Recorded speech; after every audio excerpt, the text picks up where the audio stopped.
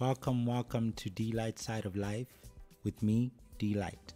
I'm here with my friend, Noel. Bonjour. Bonjour, Noel. Bonjour. Comment ça va? Ah, ça va bien, toi? Alright, we stop there.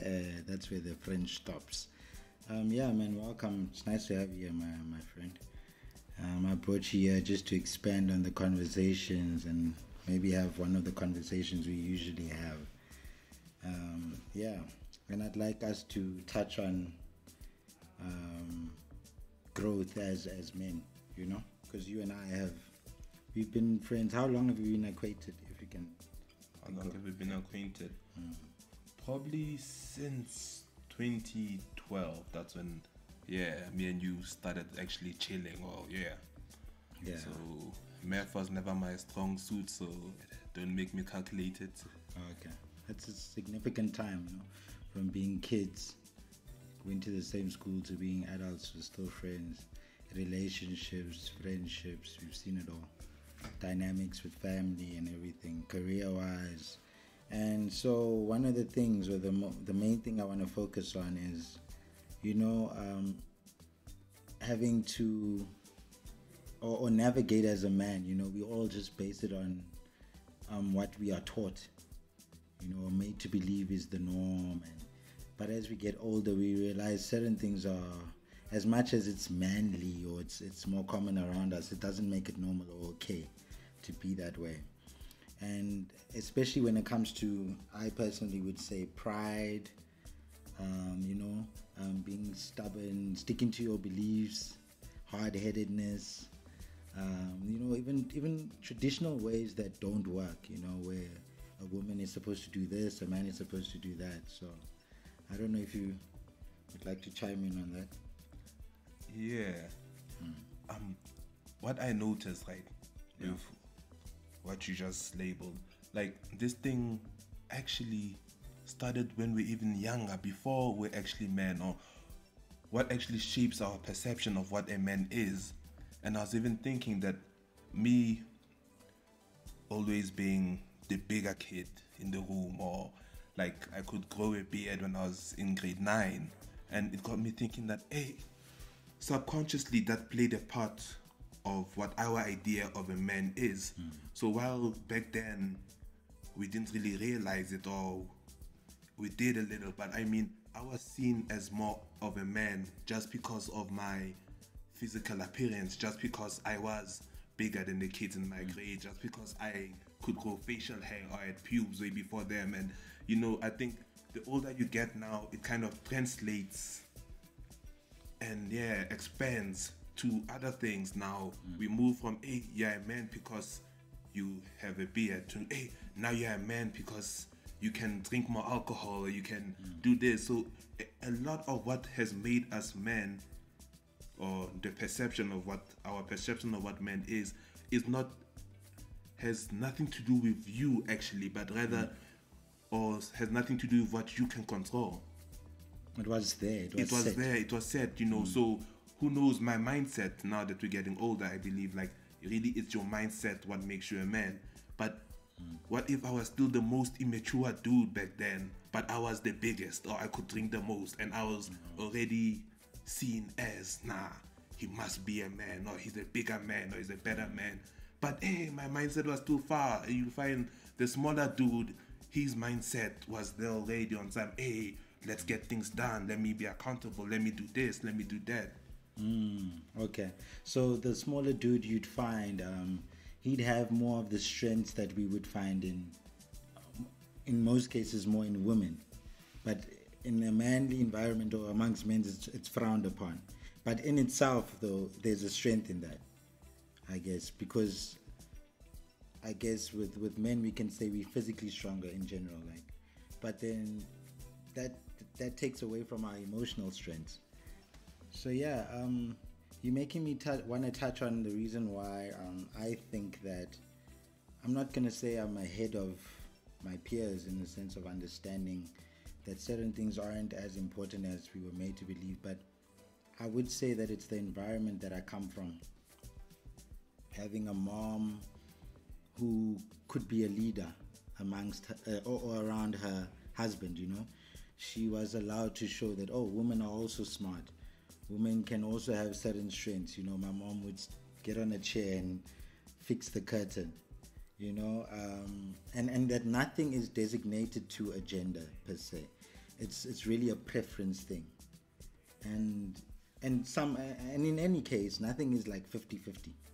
There's something will always lean more towards something else, but it doesn't make it a male thing just because more men do it, you know. So it doesn't mean a man can't be emotionally stronger than some females, or you know what I mean, or and vice versa. That's why we'd have a Serena Williams, or you know, very strong women who could definitely beat men in a physical activity.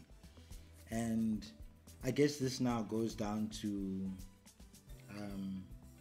other things that we would play around with, as not play around with, but we would determine or define ourselves by. Something else that I've noticed, or I've always noticed, we've always been around it as kids, but we thought it's the norm, you just fit in. To stand out means that you you know, you look weird, you're the weirdo, you're the nerd. But it especially comes towards women. And I think it's a part of the reason why we have the problems we have currently. When it comes to demeaning women, catcalling. Even if I just think about catcalling, there's no logic in catcalling. If I like that girl and I want to talk to her and she's going to talk to me and be, you know, like pleased with the guy she sees or the guy she's interacting with, catcalling is definitely far from being the solution to that situation. So it shows why I'm doing it. I'm doing it mainly to kind of please my friends, my peers that I'm standing with, to say, hey, look, I can somehow call this girl or call her this name or that name, instead of just doing what I really want to do, which is, you know, charm her or whatever, you know. But yeah. So your intentions is not to charm her, but is to please your friends. Yes. Yeah. So that's catcalling. Yeah, man, and it's something that we develop from a younger age because we perceive that as dope, man. We perceive that as, Mara Diamond will score because he can catcall. Because if we have to be honest, right, it is very demeaning. But it also takes a certain level of pluck, and now this is in general, to approach any woman, whether it's catcalling or whatnot. So maybe we took that and translated it into that, nah, I'm still being dominant, I'm still showing that, I'm a man, you know. So I think we lost the plot, and we need to change the narrative and not kind of give props to a dude who can catcall, like, or make it normal that, it's not something wild that you can actually speak to a lady, like, the same way as it's not wild that you can approach a random dude, or you can meet a guy at the club, y'all can be friends, watch football together. Like, the more we make it normal that you can actually do that to girls too, or just your intentions being different, or your intentions are friendship based, then I think the less people will catcall or deem it as a dope thing, or let's do it. And it just doesn't yield any results. You know, you can please your friends in other ways. And anyway, if that's what it requires to make them like, yo, I think you're one of us, then I don't think they're worth it, you know. A friend is really being there, being the person that you can talk to. A lot of the stuff that us as men frown upon, a lot of the stuff that, I won't speak about the negative things I see within female relationships, but I see a lot of positivity when it comes to solving issues. Because there's a lot of lies everywhere, but there's an honest level too when it comes to like relationships. There's this instance where I was at some restaurant or whatever, and I was seated alone, and there was a group of friends, about 4 of them, female, and one of them, I was eavesdropping, I'm sorry. One of them was like, hey, chomi ish kamarada ish mang. So she's speaking about whoever this is and how much she really likes him, but things are really not working out, you know, and she's being honest with her friends. And in that instance, like, I'm hearing the friends say, like, being very encouraging, you know, as much as they might know the truth, but the tone was very on some, we're gonna tell you what you wanna hear, we're gonna make you feel comfortable, we're gonna help you make your decision, and not necessarily put you in a position where you feel embarrassed to come to us, or because we're gonna be so insulting or too, you know, hard with the truth. we're going to try and work with you. And just the way in which she approached her friends, it made me aware that I think this is so common with women, and it's kind of a very rare thing with us as men. If I do it, I would only do it with one friend, with one particular one that I know, okay, this dude I can trust, and he won't make something out of this. He won't, you know what I mean? He won't laugh at me. Even if he laughs at me, at least I know it's from a good place. But he's still, his initial intent is to help me. I guess it's the problem with us is that we compete a lot. So the more bad I hear about you or whatever, the happier it makes me, or the more I'd want to set you up, because there's a constant competition. Like we literally do compete even within our friendships. Yeah.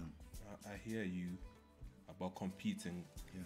But could it also be that we just don't know how to deal with it on some, you come and speak to me, but like I haven't been exposed to this type of problem solving or solution based solving, so I'm not trying to compete with you, but I also just don't know how to address your issues, because I've never been in a position that I got to address my issues, or outside of our friendship or outside in another circle, because as men, as niggas, it's a thing that, hey, we don't really talk about emotions, we're not.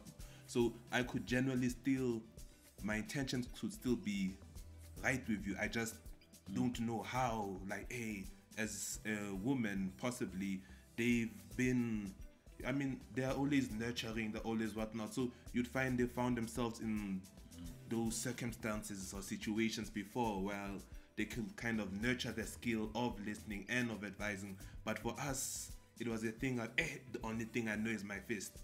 But now you're reaching an age and, my fist don't work. So what else can I do? I'm just going to listen, or I'm just going to, And though we have, I hear you on that, and I definitely agree. Though we have the cause of the problem, let's say, one of the causes, like you've just mentioned, would you agree that it still doesn't make it okay, or it still doesn't mean that there's no other way around it? Like we could learn from women, is what I'm thinking. Is that as a father, or if we become fathers, maybe it starts there. That when you, my child, go and look for friends or male friends, search for an environment where you can be yourself, where you can feel comfortable, where this thing is normal.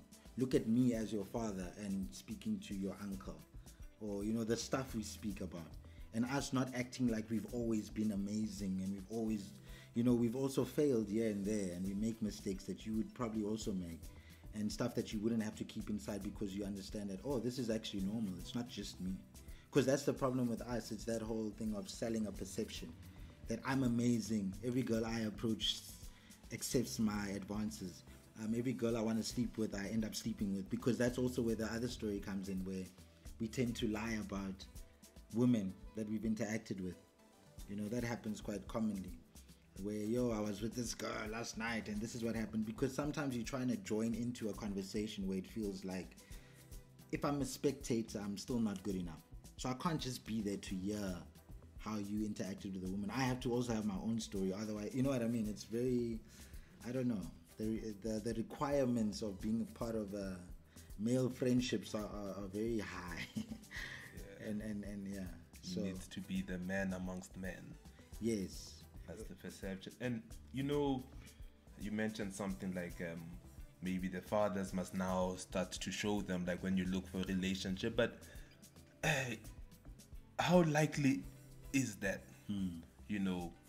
Because there is now a lot of pride involved in it, and not just pride, but also a level of protection and security, and a level of respect that now the father wouldn't want the child to see him in a certain light, because then the child could grow up thinking, hey, right now I know this about my father, or he also did this, or he hurt it this way. Hey, so if I can go through the same situation and not hurt like he did, we are kind of on the same level. So maybe it's a little harder for fathers to show the vulnerability to their sons growing up, because as a man, or I don't know now as well if this is societal pressure or whatnot, but there's always a time that you can't have two bulls in one corral.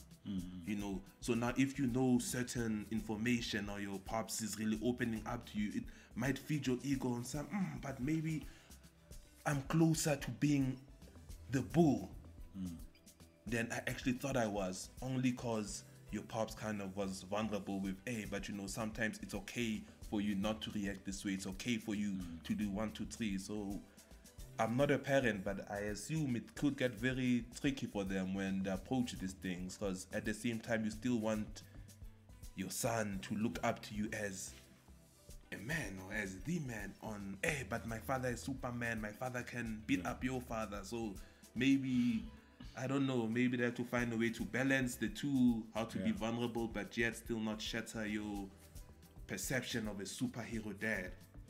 So I hear you fully on. I think what you mentioned is currently now the father of a 15-year-old decides to implement new ways of going about raising this child. And I think that's a very hard thing to start off with. What I guess I'm basing this on is children that have not been born yet. So your only perception of a Superman dad or whatnot could be based on everything I ever taught you. So if I start off from the beginning and this is all you know, even what would be deemed as weak, similar to abuse, for instance, that's something that's all that some boys know, is that a man hits a woman. So therefore it seems as though it's a strength to that boy until he goes into the world. And even after that, it takes a long time for him to realize that, this thing is not normal. And it's usually a majority thing, or just, you can just see what is a good trait, what is not a good trait. And then that's how you probably get over it, or you probably never do, because it's so a part of you, you know? So I think no matter what it could be, you could always make a strength out of it. And therefore, your father could always be the bull, you know? Similar with the strength thing. You could be a kid that gains way more muscles than your father does. Your father is a slender man. And you know what I mean? But he encourages you to go to the gym. He has, he's paying for your gym membership. When he was younger, he wasn't interested, or he didn't have money like that. You're going to come home with all your muscles, but you still won't hit your father. Yeah. I mean, most cases. But that strength, you see, that thing where you still see this person as what they are, because you didn't find out about muscles in the street or wherever. It was still given to you from this guy. So deep down, there's this subconsciousness thing where you still believe there's something he might know or have that you still don't know of, because he designed you. You are like, that's why a slender man or whatever can be an owner of a pit bull. No matter how strong that pit bull gets, in most cases, that pit bull will never ever defeat its owner. It's just programming. That's how powerful I believe it is. Yeah. I hear you. Yeah. I'm honored to ask. So, society does play a big role in our thinking, our upbringing. Do you think there is a way for parents to kind of control your societal upbringing without them from kind of limiting you? Like, if you maybe look at your own life, for example, do you think there's a certain way that your mother could have, I don't know, protected you or prevented you from certain habits or certain occurrences or events? So being a kid who was brought up in a single parent headed household, because my dad passed away, I could definitely say there's a lot of stuff that my mom could have prevented me from seeing or whatever, but she did a lot for the most part. I grew up in a suburban area. I mean it in a sense that if we're honest, usually that's a better environment, or a safer environment. And so, but I can excuse my mother, because for the most part, she just couldn't be around. So it's not that here you are and you are around and you could have told me this is how I should do this or do that, or this is how things work. But she wasn't even there to do anything, And I even mention it in a sense of, I'm someone who likes to talk a lot, right? So I remember when I was younger, like, we'd be watching television. She'd like to watch like Soapy's Generations, Days of Our Lives, and I wouldn't wait for the adverts to talk. So I'd talk about what's on TV, whatever. And especially at that time, because it's the only time I see my mom. She just came from work. She's going to watch a bit of TV. She's going to eat, and then she's going to go and sleep and go to work the next day. So I'm going to try and speak here and there. And my mom would always be like, hey, man, wait for the advert. You know? And now as I got older, I realized that she doesn't wait for no adverts, you know? And I keep referring back to that. I'm like, but mommy, that's what you used to do. You know what I mean? It's not that I prefer the television over you. It's just that you've gotten me so used to not being acquainted with you or listening to you. So I'm like, I haven't built that thing with you that I look forward to talking to you more than I do watching the television. You know, so yeah, so it's because of the environment I come from and all of those things that I can excuse it though. Yeah, does that answer your question? Yeah, it answers it. Or how would you? I think you wanted to expand on that. No, I'm just trying to capture. I don't really think there's only so much they can do to kind of protect you from certain situations and certain ideologies. Because I mean, they are not with you when you start school, and then it's first break, and then the popular kids or the group of your friends decide to start dissing a kid. You know, they can't really control those situations. And yeah, so this kind of brings up my next question, since you even mentioned that your mom could not always be present because she had to work, she had to whatnot. May I ask though, before you move to another question? Yeah. Hopefully it doesn't touch on that. I wanted to mention though that the way community is set up is that, okay, because I can't be around, I'm hoping that during this time you go to the school I referred you to. On Sunday, maybe I'm not going to come to every church service or whatever, or you go to your Sunday school because maybe tomorrow's work, or I'd prefer to go a different time because it's earlier, so at least I can come home and cook. You know, you as a child will go to a later service. That's kind of my setup, but it's more about, I'm going to send you here because I can't be there, but I trust in those people. They believe in similar principles and models, and I'm hoping that they're going to follow through with what I believe, you know? Yeah, we share type of thing. Actually, that's where my question was leading up to. How much of a role is school? Because I mean, we are there for a good portion of our lives, if you take it from creche till matric or sometimes even varsity. But how much of a role is school playing? Or are they playing, or rather they are playing a big role, but are they playing a big enough role in it? Because you spend 8-9 hours in a day at school. So can the school's systems really be better at kind of educating us? Especially, I mean, our needs and problems are not the same as the needs and problems that our parents faced. You know, everything has evolved and there's different things to consider. So we can't use the same system or use the same rubric as they did. I mean, also the perception of what a man is, or in the traditional sense that no, the man is the provider. He goes, he has to have manual intensive work, or has to find manual intensive work. Hence why back in the day, a lot of men, after high school they were done, or sometimes after primary school they were done, and they had to go do something with their hands. But now things have changed, like technology has expanded, and you don't really need to find a labor intensive work. So how has the school, or is the school doing enough to kind of keep up with that, and also change our perception of, so what is a man? How do you treat? Because I mean, back in the day as well, it was not really frowned upon, or based on my knowledge, it was not really frowned upon, or domestic abuse was, it's a thing of, just endure it, it's normal, it's whatnot. But now we are becoming more conscious and more awake to it, you know. So are the schools really doing enough to change our thinking, change the narrative to say, hey guys, domestic violence, domestic abuse is a big no, it's not normal, it's not, you know. Yeah, it's tricky even with what you mentioned with the abuse thing. In the same environment, which is corporal punishment, a lot of teachers would argue that once people started taking that out, once they took out religion, certain things made it harder for a teacher to even have any control at all. Similar to you'd go home as a child and learn something from your teacher, right? But because you're dealing with a parent who is too proud or won't accept to be, I'm wrong, I can be wrong sometimes, maybe my child can teach me something.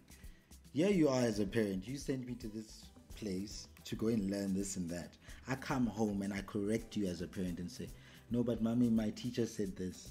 In most cases, what I've noticed is your mom, overwriting everything that your teacher just taught you. It's like, but why did you send me there? So even with the religion thing, even with the discipline thing, if the only time, I'm not saying that it has to be physical discipline, but if you believe if you are currently physically disciplining your child, and that's the highest level, right?